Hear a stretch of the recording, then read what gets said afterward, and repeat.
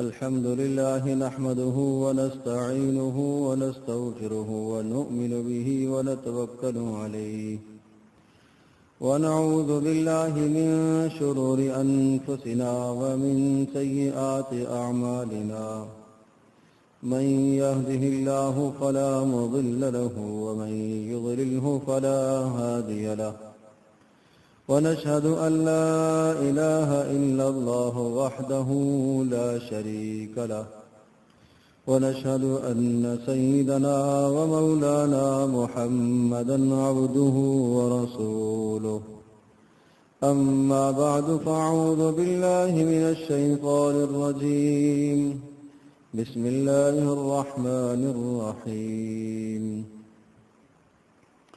أفرأيت من اتخذ إلهه هواه وأضله الله على علم وختم على سمعه وقلبه وجعل على بصره غشاوة فمن يهديه من أضل الله وقال الله عز وجل أفتؤمنون ببعض الكتاب وتكفرون ببعض وقال الله عز وجل إن الله لا يغفر أن يشرك به ويغفر ما دون ذلك لمن يشاء صدق الله مولانا العظيم رب اشرح لي صدري ويسر لي أمري واحلل عقدة من لساني يفقه قولي اللهم صل على محمد وعلى آل محمد كما صليت على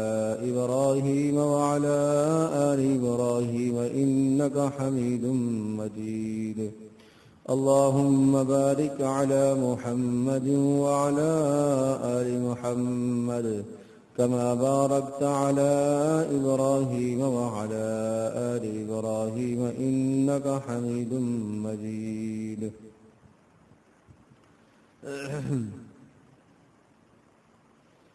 گرامی قدر حاضرین و سامعین،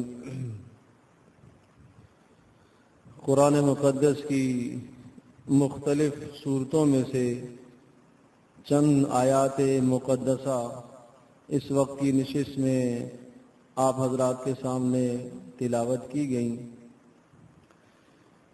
ان آیات کی روشنی میں چار وہ بنیادی اسباب اور چار وہ بنیادی باتیں ذکر کرنی ہے جو انسان کے ایمان کو، انسان کے اسلام کو نقصان پہنچاتی ہیں۔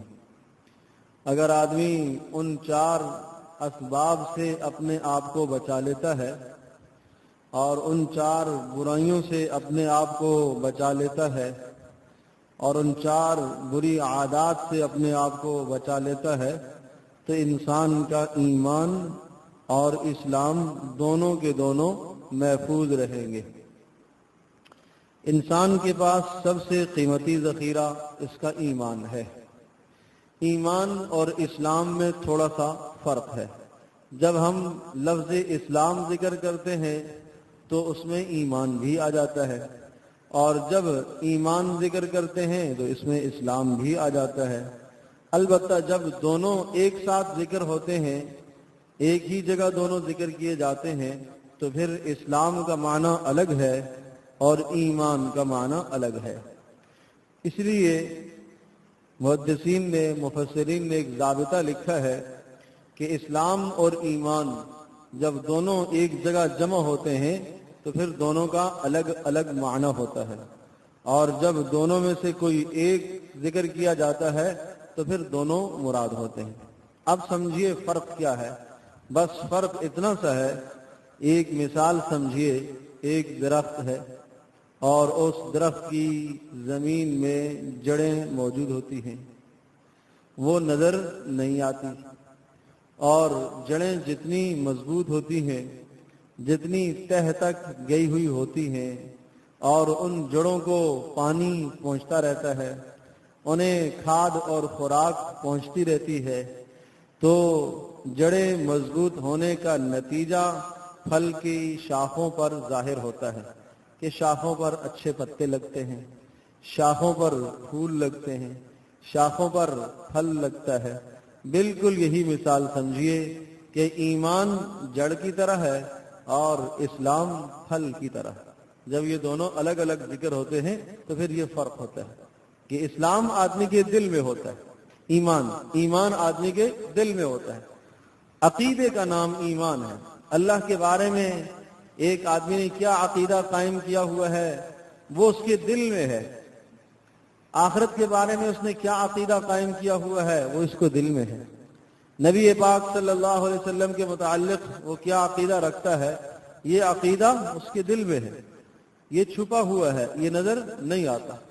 لیکن یہ بات ذہن نشین فرما لیجئے کہ جتنا یہ عقیدہ دل میں مضبوط ہوتا ہے، مستحکم ہوتا ہے، اس عقیدے کے اثرات اس کے جسم پر ظاہر ہوتے ہیں.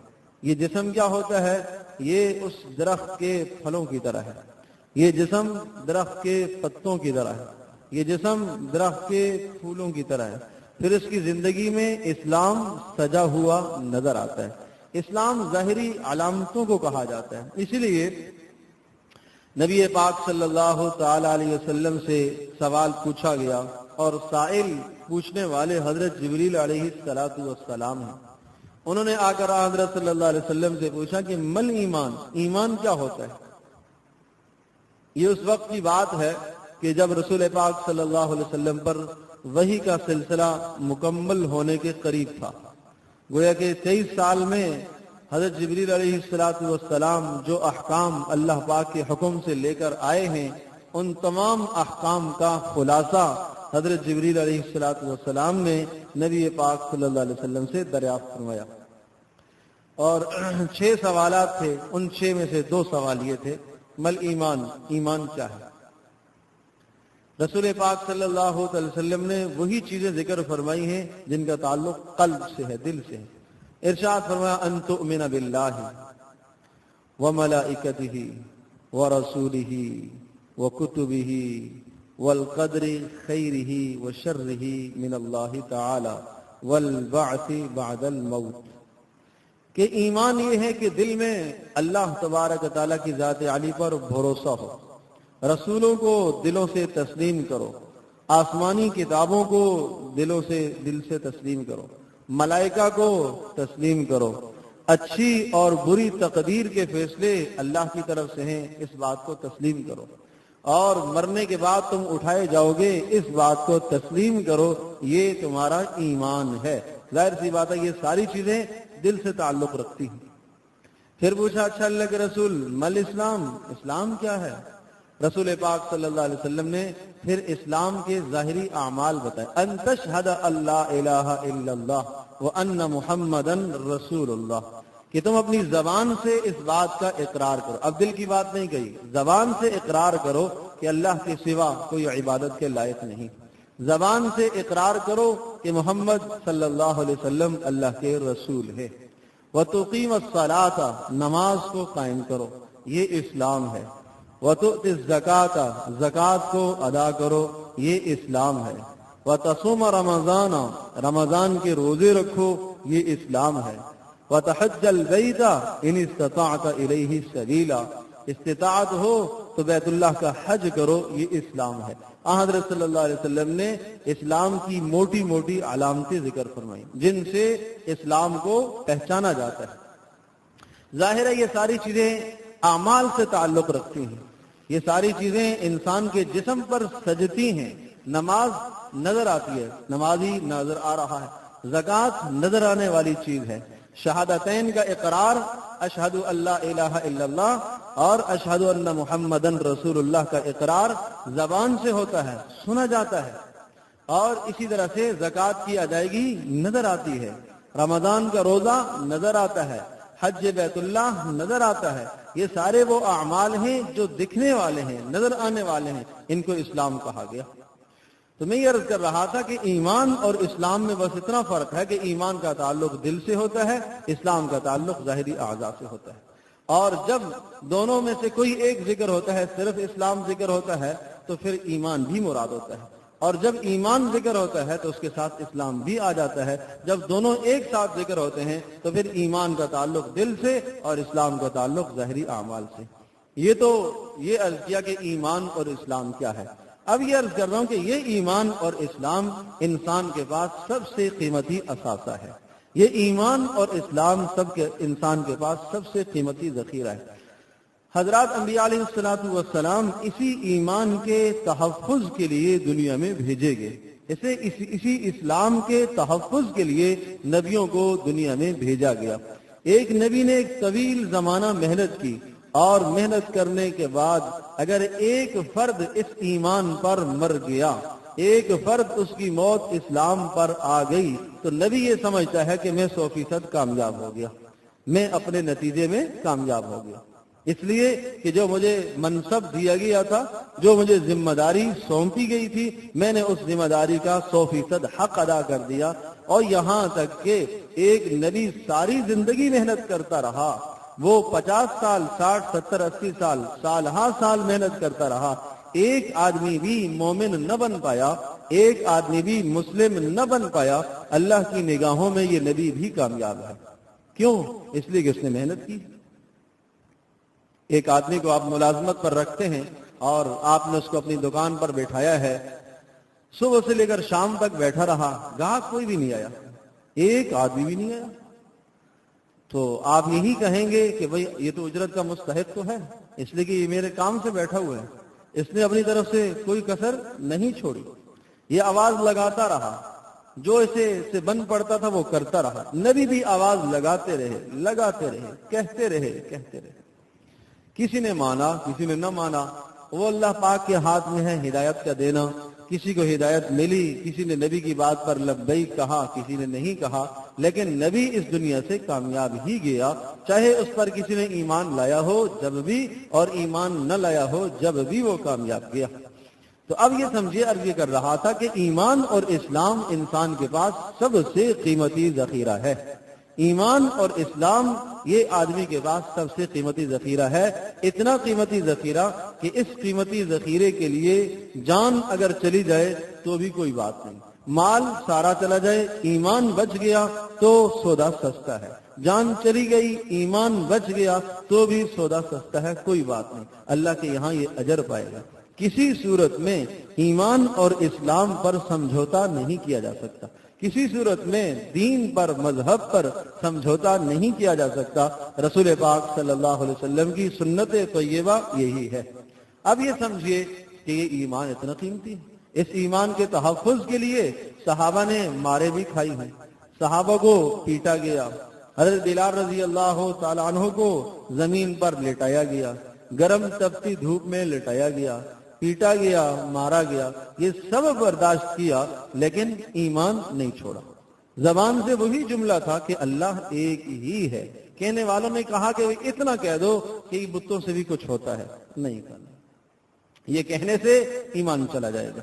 ہاں یہ بات بھی اجازت تھی کہ اگر یہ جملہ کہہ دیتے اور زبان سے کہہ دیتے اور دل میں اقرار یہی ہوتا کہ نہیں اللہ ایک ہی ہے، بتوں سے کچھ نہیں ہوتا، تو بھی یہ بات تسلیم تھی. اللہ پاک کے یہاں یہ عذر قبول تھا. لیکن عزیمت پر عمل کیا. ایک عزیمت ہے، ایک رخصت ہے. انہوں نے عزیمت کو لیا، رخصت کو نہیں لیا. انہوں نے احد ہی کہا کہ نہیں اللہ ایک ہی ہے. انہوں نے کہا مار دیں گے، کہا مار دو. گھسیٹیں گے، گھسیٹ دو. جان سے ختم کر دیں گے، ختم کر دو. پرواہ نہیں ہے، اللہ ایک ہی ہے. مارنے والے تھک گئے، ستانے والے تھک گئے، ظلم کرنے والے تھک گئے، لیکن کہ نہیں اللہ ایک ہی ہے، ایک ہی ہے. تو معلوم یہ ہوا کہ یہ بڑا قیمتی ذخیرہ ہے انسان کے پاس، یہ بڑا قیمتی اثاثہ ہے انسان کے پاس. عامر بن فہیرہ رضی اللہ تعالی عنہ ایک صحابی ہیں، مشرکوں نے گرفتار کر لیا اور شہید کرنے کے لیے انہیں میدان میں لایا گیا اور ہر طرف سے نیزے تیار تھے.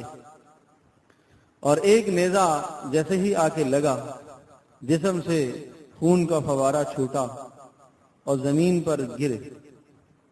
اور آخری لمحات ہیں زندگی کے، اور زبان پر یہ کلمات تھے فزت برب الکعبہ، اللہ کی قسم میں کامیاب ہو گیا، اللہ کی قسم میں کامیاب ہو. جبار بن سلمہ رضی اللہ تعالیٰ عنہ ابھی اسلام نہیں لائے تھے، یہ سارا منظر دیکھ رہے تھے. اور وہ بھی ان تماشائیوں میں تھے، ستانے والے مارنے والے چند تھے، زیادہ مجموعہ تماشائیوں کا تھا۔ تو یہ بھی ان تماشائیوں میں تھے۔ یہ کہنے لگے میں نے جب یہ جملہ سنا کہ یہ آدمی اپنی زندگی سے ہاتھ دھو بیٹھا، بیوی بیوہ ہو گئی، بچے اس کے یتیم ہو گئے، دنیا سے ہاتھ دھو بیٹھا، لذتیں ساری ختم کر بیٹھا، لیکن یہ قسم کھا کے کہہ رہا ہے کہ رب کعبہ کی قسم میں کامیاب ہو گیا، یہ کون سی کامیابی؟ بس اس جملے نے میرے دل پر ایسا اثر کیا کہ میں سوچنے پر مجبور ہو گیا کہ دیکھوں تو صحیح اسلام کیا ہے۔ تو پھر میں اسلام کی تجسس اور اسلام کے محاسن تلاش کرنے لگا، لوگوں سے پوچھنے لگا، تو پھر مجھے اسلام کی باتیں اچھی لگیں، تو مجھے عامر بن فہیرہ کے اس جملے نے اسلام کی طرف مائل کر دیا کہ فزت ورب الکعبہ، اللہ کی قسم میں کامیاب ہو گیا۔ تو ایک آدمی مر کر بھی یہ کہہ رہا ہے کہ میں کامیاب ہو گیا، وہ اسلام ہے جو اس کو اس بات پر مجبور کر رہا ہے کہ جان جا رہی ہے لیکن وہ اپنے لیے کامیابی دیکھ رہا ہے، اس لیے کہ جب اس کا تعلق اس دنیا سے کٹ کر عالم بالا سے ہو گیا تو اب عالم بالا میں اس کو راحتیں اور اس کو نعمتیں اور اس کو لذتیں آخرت کی نظر آنا شروع ہو گئیں، تو دنیا کی لذتیں اور دنیا کی راحتیں اور دنیا کے سارے آرام اس کی نگاہ میں ہیچ ہو گئے، ختم ہو گئے، اس کی نگاہ آخرت کو لگ گئی۔ جب انسان کا مزاج ہے، جب اعلیٰ کو دیکھتا ہے تو ادنا کی طرف سے بے رغبتی پیدا ہو جاتی ہے، دنیا ادنا ہے، آخرت اعلیٰ ہے، تو انہوں نے جب اعلیٰ کو دیکھا تو ادنا سے بے رغبتی پیدا ہو گئی اور یہ جملہ کہنے پر مجبور ہو گئے، فزت ورب الکعبہ، اللہ کی قسم میں کامیاب ہو گیا۔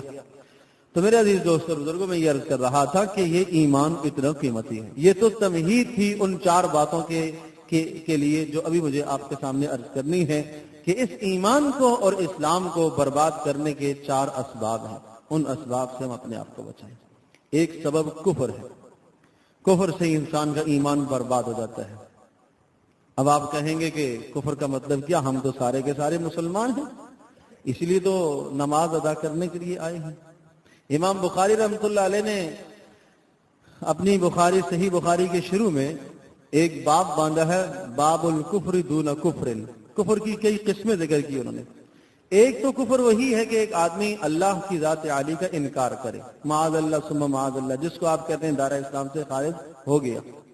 محمد صلی اللہ تعالی علیہ وسلم کی رسالت کا یا کسی بھی نبی کی رسالت کا، نبوت کا انکار کرے، یا آخرت کا انکار کرے، یا ضروریات دین میں سے کسی بھی جز کا انکار کرتا ہے، آپ کہتے ہیں کہ یہ شخص اسلام سے خارج ہو گیا۔ ایک تو کفر یہ ہے، اور ایک اور کفر ہے جو آج ہمارے معاشرے میں پایا جاتا ہے۔ وہ کیا ہے؟ دین کی ان باتوں کو دل و جان سے تسلیم کرنا جو خوشخبریاں دینے والی ہیں، جو ہمارے مزاج اور ہماری طبیعت کے موافق ہوں، انہیں دل و جان سے تسلیم کر لینا، اور وہ باتیں جو ہماری طبیعت کے اور ہمارے نفس کے خلاف ہوتی ہیں، ان باتوں کو ٹھکرا دینا، یہ بھی کفر کہلاتا ہے۔ قرآن مقدس کی آیت ہے، افتؤمنون ببعض الکتاب وتکفرون ببعض، یہ کیا کیا تم لوگوں نے؟ بعض کتاب پر ایمان لے آئے اور بعض کو تم نے انکار کر دیا۔ فما جزاء من يفعل ذلك الا خزي في الحیات الدنیا، جو آدمی ایسا کرے گا اس کا سوائے اس کے اور کیا بدلہ ہو سکتا ہے کہ دنیا میں ذلت کی زندگی گزارے گا، کہ اللہ کے بعض احکام کو تسلیم کرے، بعض کو نہ مانے۔ وَيَوْمَ الْقِيَامَةِ يُرَدُّونَ إِلَىٰ أَشَدِّ الْعَذَابِ، یہ تو دنیا کی بات ہے، آخرت میں اللہ پاک سخت عذاب اسے دے گا۔ وَمَا اللَّهُ بِغَافِلٍ عَمَّا تَعْمَلُونَ، یاد رکھنا اللہ پاک تمہارے اعمال سے بے خبر نہیں ہے، غافل نہیں ہے، وہ تمہارے اعمال کا نگہباں ہے، موجود ہے وہ۔ تو اس آیت بینہ میں یہی سمجھایا گیا کہ یہ کون سا ایمان ہے؟ ادخلوا فی السلم کافہ، ایمان والو پورے اسلام میں آ جاؤ۔ ایک اسلام کی ایک چھتری بتا دی گئی، یا یوں کہہ لیجئے کہ اسلام کا حدود 4 مقرر کیا گیا، اسلام کی ایک بارڈر کھینچی گئی، بتائی گئی، اس سے باہر کوئی نہ جائے، اس کے اندر اندر رہ کر زندگی گزارے۔ آپ کی خوشیاں ہیں جب بھی اسی 4 دیواری کے اندر، آپ کی غمی ہے اسی 4 دیواری کے اندر، آپ نے کاروبار کرنا ہے اسی 4 دیواری کے اندر ہے، آپ نے جناب بیوی کے ساتھ حسن سلوک کرنا ہے اسی 4 دیواری کے اندر، اولادوں سے محبت ہے اسی اسلام کی 4 دیواری کے اندر اندر ہو، اس سے باہر کوئی نہ نکلے۔ اس سے جو باہر نکلا پھر اللہ پاک کی طرف سے ایک سخت وعید ہے، فَإِن زَلَلْتُم مِّن بَعْدِ مَا جَاءَتْكُمُ الْبَيِّنَاتُ فَاعْلَمُوا أَنَّ اللَّهَ عَزِيزٌ حَكِيمٌ۔ یہ ساری باتیں سننے کے بعد اگر تم اسلام کے بارڈر سے باہر نکل گئے، اسلام کی چار دیواری سے ذرہ سا تم نکل گئے، زللتم کا معنی یہ نہیں ہے خرج تم نکل گئے، نہیں، تم ذرا سا پھسل گئے، لفظ بتا رہا ہے تم ذرا سا اگر پھسل گئے اور تمہارا میلان ادھر ہو گیا تو پھر سنو، اللہ تبارک و تعالی بڑا غالب ہے، عزیز، زبردست سزا دینے والا ہے، حکیم، کیوں نہیں دیتا؟ اس کی حکمت کا تقاضا ہے، تمہیں مہلت دے رہا ہے۔ نافرمانی کر کے، ظلم اور زیادتی کر کے آدمی یہ کہے کہ سزا نہیں ملی اس لیے میں ٹھیک کر رہا ہوں، اگر میں غلط کر رہا ہوتا تو سزا ملتی۔ اللہ کہہ رہا ہے میں حکیم ہوں، میری حکمت کا تقاضا ہے کہ تجھے جلدی سزا نہ ملے، یہ میری حکمت ہے، یہ میرا حلم ہے، میری برداشت ہے، یہ میری رحمت ہے، یہ میری مغفرت ہے کہ میں تمہیں موقع دے رہا ہوں، شاید بعد آ جائے، شاید بعد آ جائے۔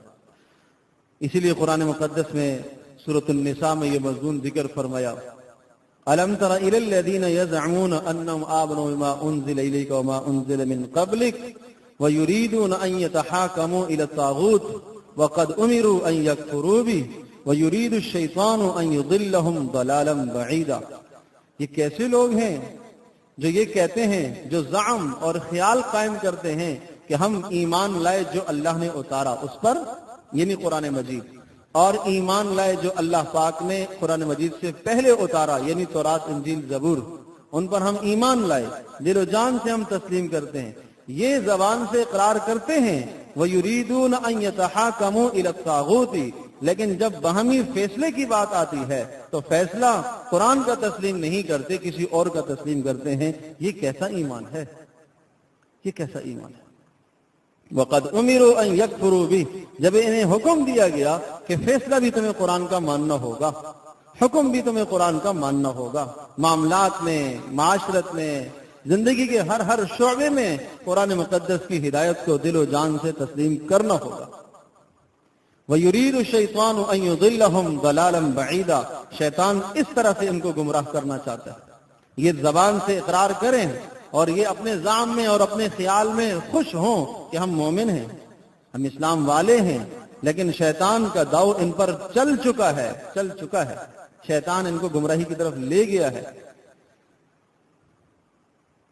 تو کفر سے اپنے آپ کو بچایا جائے، اللہ پاک کے جمیع احکام کو، سارے احکام کو دل و جان سے تسلیم کرنا، جی چاہے نہ چاہے، نفس چاہے نہ چاہے۔ ایک ملازم کو آپ نے اپنے دفتر میں رکھا ہے، اس کا کیا کام ہے؟ آپ نے اس سے یہ کہا کہ صبح جب آپ 8 بجے آؤ گے تو آپ نے ایک الماری سے یہ فائلیں نکالنی ہیں اور میز پر رکھنی ہیں، یہ آپ کا کام ہے، اور شام کو جب آفس بند کرنے کا ٹائم آئے گا تو یہ فائلیں اٹھا کر آپ نے واپس رکھنی۔ اب وہ روزانہ رکھ رہا، اس کی یہ ڈیوٹی ہے۔ ایک دن وہ مالک سے کہتا ہے کہ 10 دن مجھے مسلسل ہو گئے یہ فائلیں رکھتے ہوئے میز پر اور واپس الماری میں، ایک دن بھی آپ نے ایک فائل کو چھوا تک نہیں ہے، کھولا تک نہیں ہے، یہ کیا معاملہ ہے؟ تو یقیناً مالک اس سے یہی کہے گا کہ آپ کو جس کام کا مکلف بنایا گیا ہے آپ وہ کرو، تمہاری سمجھ میں آئے یا نہ آئے، اگر کام کرنا ہے تو رکو ورنہ جاؤ دوسرا آدمی رکھ لیں۔ آپ کو جس بات کی تنخواہ اور جس بات کا پیسہ دیا جا رہا آپ وہ کام کرو۔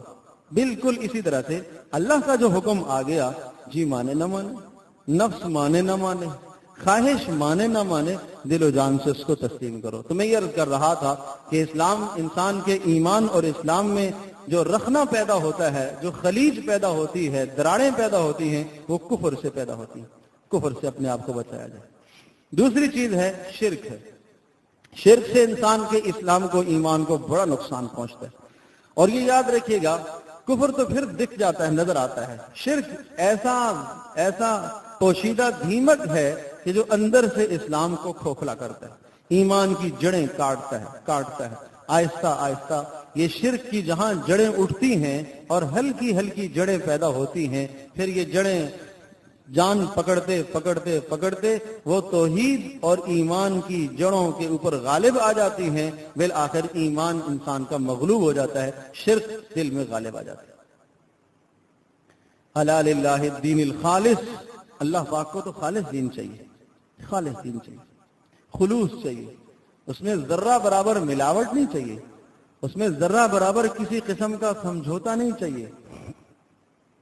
نبی پاک صلی اللہ علیہ وسلم کے پاس ایک آدمی ہے، دیکھیں آپ علیہ السلام نے شرک کی جڑوں کو کیسا کاٹا، ایک ادنا سی جڑ بھی برداشت نہیں کی۔ آپ دیکھتے نہیں ہیں ایک مالی جہاں آبیاری کرتا ہے، پودے لگاتا ہے، وہ گھاس پھوس کی ساری جڑوں کو نکالتا ہے، ایک جو مطلوب پودا ہوتا ہے، جو پھول ہوتا ہے، اس پھول کی وہ آبیاری کر رہا، نگہداشت کر رہا، ذرا سا کانٹا دائیں بائیں کہیں سے اگر کوئی چیز نکلتی ہے، کوئی جھاڑی نکلتی ہے، کوئی گھاس نکلتی ہے، تو اس کو کاٹتا بھی ہے، جڑیں سے بھی نکالتا ہے، جڑیں نکالتا ہے۔ اسے معلوم ہے کہ اگر یہ جڑیں پیدا ہو گئیں تو پھول کو بڑا نہیں ہونے دیں گی۔ یہی مثال یہاں پر ہے، اگر دل میں شرک کی جڑوں نے جگہ پکڑ لی تو آدمی کا ایمان برباد ہو جائے گا۔ رسول پاک صلی اللہ علیہ وسلم کے پاس ایک آدمی آئے، کوئی بات چلی، آپ علیہ السلام نے پوچھا کیا رائے ہے؟ انہوں نے کہا اللہ کے رسول جو اللہ چاہے اور آپ چاہیں۔ نبی پاک صلی اللہ علیہ وسلم نے اس جملے میں دیکھا کہ شرک کی بو آ رہی ہے، آپ نے ارشاد فرمایا اجعلتنی للہ ندا، تو نے مجھے اللہ کے ساتھ شریک ٹھہرایا ہے؟ قل ما شاء اللہ وحدہ، آپ یوں کہو کہ جو اکیلے اللہ چاہے گا وہ ہوگا، مشیت میں کیوں کسی اور کو شریک کرتے ہو؟ تو رسول پاک صلی اللہ علیہ وسلم نے اس شرک کی جڑ کاٹی ہے، بنیاد جہاں سے پڑ رہی تھی ختم کیا۔ دکھلاوا ہے اعمال میں، شرک ہے، ایک آدمی عمل کر رہا، نیک عمل کر رہا، لیکن تاکہ فلاں صاحب دیکھ لے میں اچھا عمل کر رہا ہوں، صدقہ دے رہا ہے، خیرات کر رہا ہے، نیک اعمال کر رہا ہے اور مال خوب لگا رہا ہے، لیکن اندر یہ نفس کی تمنا ہے کہ لوگ دیکھیں، یہ کیا ہے؟ شرک۔ یہ عمل اللہ کے یہاں قبول نہیں ہے، اللہ پاک خالص عمل چاہتا ہے۔ تو عرض یہ کر رہا تھا کہ دوسری جو بنیاد ہے انسان کے ایمان کو خراب اور برباد کرنے والی، وہ شرک ہے۔ شرک سے بھی اپنے آپ کو بچاؤ۔ اسی لیے رسول پاک صلی اللہ علیہ وسلم نے اتنی صراحت کے ساتھ اور اتنی وضاحت کے ساتھ یہ اعلان فرمایا، آخری حجۃ الوداع کا جب موقع تھا، آپ نے بتایا کہ شیطان اس بات سے مایوس ہو چکا کہ تمہیں کسی بت کے سامنے کھڑا کرے گا اور بت کو تم سجدہ کرو، پتھر کو تم پوجو، درخت کو پوجو، سورج چاند کو تم پوجو، ایسا تو نہیں ہوگا۔ اجتماعی اعتبار سے میری امت اب اس میں مبتلا نہیں ہوگی، لیکن ایک خفی شرک، ایک باریک شرک اندر شاید کرتا چلا جائے گا جو ایمان کی جڑوں کو کھوکھلا کر دے گا۔ پوچھا کہ اللہ کے رسول وہ کیا ہے؟ آپ نے فرمایا اعمال میں ریاکاری ہے، اعمال میں دکھلاوا۔ تیسری وہ چیز ہے جس سے انسان کا ایمان خراب اور برباد ہوتا ہے، وہ رسم و رواج ہے۔ رسم و رواج، ایک آدمی اچھا خاصا دیندار ہے، نمازی ہے، تہجد گزار ہے، تلاوت کرنے والا ہے، حج ہر سال کرتا ہے، رمضان کے روزے رکھتا ہے، زکوٰۃ ادا کرتا ہے، اسلام کے سارے محاسن اس کے پاس موجود ہیں، دل میں اللہ اور اس کے رسول کے متعلق کامل عقیدہ بھی موجود ہے، آخرت کے متعلق عقیدہ بھی موجود ہے، لیکن ایک خرابی ہے، کوئی ایسا کام، کوئی ایسا اللہ پاک کا حکم آ جاتا ہے جو حکم اس ماحول اور معاشرے میں رواج نہ پایا ہوا ہو اور اس حکم کو لوگ نہ جانتے ہو۔ اگر اللہ پاک کا کوئی ایسا حکم ہوا ہے، اللہ کا حکم ہے، اللہ کے نبی کا حکم ہے، تو اس موقع پر آدمی کہتا ہے وجدنا آباءنا کذالک یفعلون، ہمارے آباء و اجداد نے تو ایسا نہیں کیا تھا۔ وہاں رسم و رواج آ جاتے ہیں، شادی کی بات، ارے بھائی سنت کے مطابق ہی کر لو، تو اس موقع پر آدمی کیا کہتا ہے کہ خاندان والے کیا کہیں گے، رواج کیا کہے گا۔ تو رسم و رواج بھی انسان کے ایمان کو خراب کر دیتے ہیں۔ آدمی دین پر عمل نہیں کر پاتا، اس وجہ سے بھی انسان دین پر عمل نہیں کر پاتا، اس لیے کہ رسم و رواج آڑے آ جاتے ہیں۔ تو آدمی اس سے بھی اپنے آپ کو بچائے۔ اور آپ حیران ہوں گے کہ رسم و رواج کی جہاں تک بات ہے حضرت صلی اللہ علیہ وسلم کا جو ماحول اور معاشرہ تھا، اس معاشرے میں تو بعض رسوم اتنی سخت تھیں، اتنی زبردست تھیں، اور جب ان رسوم کے متعلق اللہ پاک کی آیات اتری تو یوں سمجھے کہ مت پوچھو کہ کس طرح سے صحابہ نے اپنے دلوں سے ان رسوم کو، ماحول معاشرے سے اپنے ان رسوم کو نکالا، بغیر چروں چراں کیے، بغیر حیل اور حجت اور قیل اور قال کیے، ان تمام رسوم کو انہوں نے نکال کے پھینک دیا۔ اچھا اللہ کا حکم یوں ہے؟ جی اللہ کا حکم یوں، بس تسلیم کرتے تسلیم کرتے۔ اور اللہ پاک نے بھی بہت محبت بھرے لہجے میں کئی جگہوں پر سمجھایا، اور اس انداز سے اللہ تبارک و تعالیٰ نے چیزوں کو، شراب کی رسم ایسی تھی کہ مت پوچھو، جس طرح سے آج ہم مشروب استعمال کرتے ہیں، کھانے کے بعد پہلے قسم کی بوتلیں، کولڈ ڈرنک استعمال ہوتی ہے، اس سے کہیں زیادہ وہاں شراب کا استعمال، گٹھی میں پڑی ہوئی شراب۔ لیکن جب ایک حکم اللہ پاک کا آیا، عجیب لوگ تھے، عجیب قوم تھی یہ، ایک اللہ کا حکم آیا اور منادی اعلان کرنے والے نے یہ اعلان کر دیا، ان الخمر قد حرمت، سنو شراب حرام ہو گئی، بس۔ تو ایک مجلس منعقد تھی کھانے کی، اور اس میں شراب کا دور چل رہا تھا۔ جب سننے والے نے یہ سنا اور کہا سنو یہ کیا کہہ رہا ہے، باہر نکلا آدمی، کہا یہ کہہ رہا ہے کہ ان الخمر قد حرمت، شراب حرام ہو گئی۔ جس کے ہاتھ میں جو جام تھا، جو پیالہ تھا، وہاں ہی اس نے پھینکا۔ اور آپ حیران ہوں گے، قربان جو ان صحابہ پر، انہوں نے اس شراب کو تو کیا پھینکا، وہ برتن بھی توڑ دیے۔ برتن تو کسی اور کام میں استعمال آ سکتے تھے، مٹکے تو استعمال ہو سکتے تھے، نہیں۔ اسے دیکھ کر ہمیں وہ جاہلیت کی بات یاد آئے گی، اسے بھی توڑ دیا، پھینک دیا سب کچھ۔ تو ایسے ان کے جذبات تھے، رسم و رواج جہاں بڑی بڑی رسوم تھی، لیکن جب اللہ کا حکم آیا تو اللہ پاک کے حکم کے سامنے وہ رسمیں نہیں ٹک سکیں، وہ رسمیں نہیں ٹھہر سکیں، وہ رواج نہیں ٹھہر سکے، اللہ پاک کے حکم غالب آئے۔ یہ جب ایمان دل میں راسخ ہوتا ہے نا، ایمان مضبوط ہوتا ہے، تو پھر آدمی کو رسم و رواج کچھ نہیں کہتے، پھر آدمی کو یہ حالات کچھ نہیں کہتے۔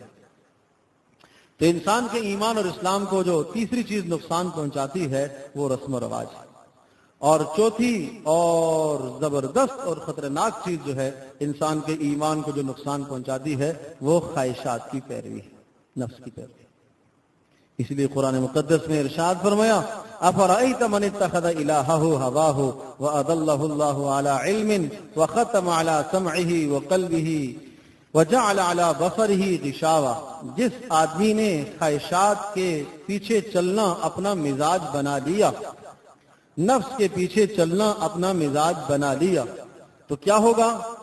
نتیجہ یہ ہوگا کہ اللہ تبارک و تعالیٰ اس کے دل پر مہر لگا دیتا ہے، اس کے کانوں پر پردہ ڈال دیتا ہے، اس کی آنکھوں کے سامنے پردہ آ جاتا ہے۔ اس لیے کہ ایمان بنتا ہے، ایمان میں ترقی پیدا ہوتی ہے جب آدمی زبان سے کوئی اللہ پاک کی وحدانیت کی بات کہتا ہے، دین کی بات سنتا ہے، تو دل میں ایمان مضبوط ہوتا چلا جاتا ہے، اللہ کی قدرت کو دیکھتا ہے، دل میں ایمان مضبوط ہوتا ہے۔ یہ جو وہ راستے تھے ایمان کے مضبوط اور مستحکم کرنے کے، وہ راستے سارے مسدود ہو گئے، بند ہو گئے۔ جب یہ راستے ہی بند ہو گئے تو اب ایمان مرجا جائے گا، پانی ہی نہیں مل رہا، اس ایمان کی آبیاری ہی نہیں ہو رہی ہے، اسے خوراک ہی نہیں مل رہی ہے، تو ایمان ختم ہو جائے گا۔ اسی چیز کا نام ہے مہر لگ جانا، دل پر مہر لگ جاتی ہے، اب خیر کی توفیق نہیں ہوتی، اب دین کی بات سننے کی توفیق نہیں ہوتی، اب حق بات سننے کی توفیق نہیں ہوتی، نہ کہنے کی نہ سننے کی توفیق ہوتی ہے، اور نہ کوئی اللہ پاک کی قدرت کی چیز نظر آتی ہے، نہیں نظر آتی، اس لیے کہ دل بند ہو گیا ہے، دل پر مہر پڑ گئی ہے، دل پر تالا لگ گیا ہے۔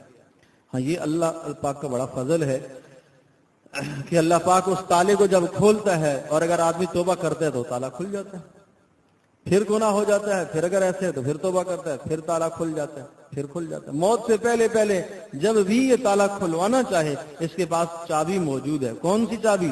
توبہ کی، توبہ کی چابی اس کے پاس ہے۔ اللہ پاک نے اسے توبہ کی چابی دے دی، اسے استغفار کی چابی دے دی، اس کے ذریعے سے اپنے دل کا قفل کھولو، اپنے مقفل دل کو کھولو، تاکہ اللہ پاک کی وحدانیت دل میں اترے اور اللہ پاک کی باتیں دل میں آئیں۔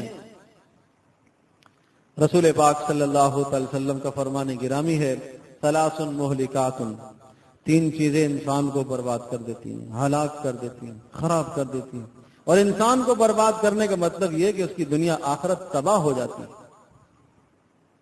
شح مطاع، ایسا زبردست بخل، انسان کے اندر بخل پیدا ہوتا ہے، مال کی ہرس پیدا ہوتی ہے۔ فرمایا یہ انسان کے ایمان کو برباد کر دیتا ہے کہ جہاں خرچ کرنا ضروری ہے وہاں پر بھی خرچ نہیں کرتا، یہ بخل ہے۔ وَهَوًى مُتَّبَعٌ، اور ایسی خواہشات کہ جس کی پیروی کرنے لگ جائے۔ خواہش ہر انسان کے دل میں اٹھتی ہے، خواہش ہر انسان کے دل میں اٹھتی ہے۔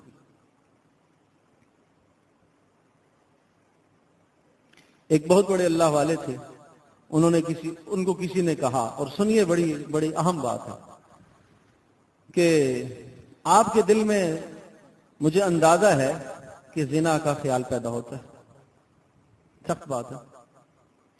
تو انہوں نے بڑا پیارا جواب دیا، انہوں نے کہا ہاں خیال تو پیدا ہوتا ہے لیکن کرتا نہیں ہوں، خیال تو پیدا ہوتا ہے لیکن کرتا نہیں ہوں۔ خیال پیدا ہونے پر گرفت نہیں ہے، کرنے پر گرفت ہے۔ تو خواہش تو ہر انسان کے دل میں گناہ کی خواہش اٹھتی ہے۔ انسان جو ہے، نفس جو اس کے ساتھ لگا ہوا ہے، شیطان جو اس کے ساتھ لگا ہوا ہے، خواہش تو اٹھے گی، خواہش تو پیدا ہوتی ہے گناہ کی، نافرمانی کی خواہش پیدا ہوتی ہے، بد نظری کرنے کی خواہش پیدا ہوتی ہے، غیبت کرنے کی خواہش پیدا ہوتی ہے، اور انتقام لینے کے جذبے اندر پیدا ہوتے ہیں۔ یہ انتقامی کاروائی اندر اٹھتی ہے، یہ انتقام کی آگ اندر بھڑکتی ہے۔ لیکن کوئی بات نہیں، اگر اس انتقامی آگ پر عمل کر لیتا ہے اور پھر ہاتھ چلا لیتا ہے تو پھر گرفت ہے، پھر پکڑ ہے۔ تو اس لیے عرض کر رہا تھا کہ ایسی خواہش کہ جس خواہش کی اتباع کی جائے، جس خواہش کی پیروی کی جائے، یہ انسان کے لیے مہلک ہے۔ اور تیسری چیز ارشاد فرمایا وَإِعْجَابُ الْمَرْءِ لِنَفْسِهِ، اب انسان کا مزاج یہ بن جائے کہ اپنے آپ کو کچھ سمجھنے لگے، بس اپنا اسے اچھا لگے، میں جو کر رہا ہوں یہ ٹھیک کر رہا ہوں، باقی ساری دنیا غلط ہے، میں ٹھیک کر رہا ہوں، میری بات آخری بات ہو، میری بات حرف آخر ہو، میری بات پتھر کی طرح لکیر ہو۔ کسی نے نصیحت والا بول دیا، غصہ آ گیا، یہ کیا ہے؟ یہ خود پسندی اس کو کہتے ہیں، عجب اس کو کہتے ہیں۔ کسی نے نصیحت کی بات کی، بری لگ گئی، اپنے نیک 2-4 اعمال جمع ہو گئے، ان پر اتنانا شروع کر دیا، ان پر تکبر کرنا شروع کر دیا۔ آپ نے ارشاد فرمایا یہ 3 چیزیں انسان کے ایمان کو برباد کر دیتی ہیں۔ اور ثلاث منجیات، پیارے پیغمبر صلی اللہ علیہ وسلم نے یہ بھی ارشاد فرمایا کہ 3 چیزیں منجیات، نجات دینے والی بھی بتا دوں کہ اگر تم ان 3 برائیوں سے بچنے چاہتے ہو، مہلکات سے بچنا چاہتے ہو، تو پھر 3 منجیات، نجات دینے والی صورتیں بھی تو سن لو۔ آپ نے ارشاد فرمایا خشیت اللہ فی السر والعلانیہ، کہ جلوت میں خلوت میں اللہ کا ڈر رکھنا، ہر حال میں اللہ کا ڈر رکھنا، مجلس میں ہو جب بھی اللہ کا ڈر ہو، تنہائی میں ہے جب بھی اللہ کا خوف ہو۔ اور ارشاد فرمایا القصد فی الفقر والغنى، مالداری اور فقر دونوں کی حالت میں آدمی درمیانہ روی رکھے، درمیانہ رکھے، جب پیسہ آیا خوب بہا دے، حد سے تجاوز کرے، نافرمانی میں بھی لگائے، اور جب فقیر بن گیا، سب پیسہ ختم ہو گیا تو ہاتھ دھر کر بیٹھ جائے، نہیں، فرمایا دونوں صورتوں میں اعتدال رکھے۔ یہ بہت بڑا فارمولہ رسول پاک صلی اللہ علیہ وسلم نے بتایا، جس سے انسان کی معاش کا آدھا مسئلہ تو یہیں سے حل ہو گیا۔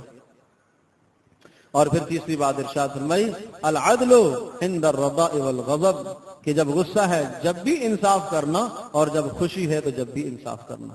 ہم جب کسی سے خوش ہوتے ہیں تو ہم انصاف کو چھوڑ دیتے ہیں، نوازتے چلے جاتے ہیں، پھر اس کی کوئی برائی ہمیں برائی دکھتی ہی نہیں ہے، اور جب غصہ آتا ہے تو پھر وہ انتقامی کاروائی اندر بھڑکتی ہے کہ مت پوچھو، پھر عدل اور انصاف چھوڑ دیتے ہیں، پھر یہ سمجھتے ہیں کہ اس سے بڑا کوئی دنیا میں مجرم ہے ہی نہیں ہے، اور جس کے ساتھ ہمارا جی لگ جاتا ہے، دل لگ جاتا ہے، وہ بڑے بڑے جرائم بھی کر کے آ جائے معاف کر دیتے ہیں۔ تو آپ نے ارشاد فرمایا کہ نہیں، یہ بے اعتدالی ہے، اعتدال ہو، یہاں پر بھی عدل ہو، انصاف ہو۔ تو میں یہ عرض کر رہا تھا کہ 4 وہ چیزیں ہیں جو انسان کے ایمان اور اسلام کو برباد کر دیتی ہیں، کفر ہے اور شرک ہے اور خواہشات کی پیروی ہے اور رسم و رواج ہے۔ ان 4 چیزوں سے ہم اپنے ماحول کو، اپنی زندگی کو پاک کریں۔ اللہ پاک مجھے بھی، آپ کو، ہم سب کو عمل کی توفیق نصیب فرمائے۔ وآخر دعوانا الحمدللہ رب العالمین۔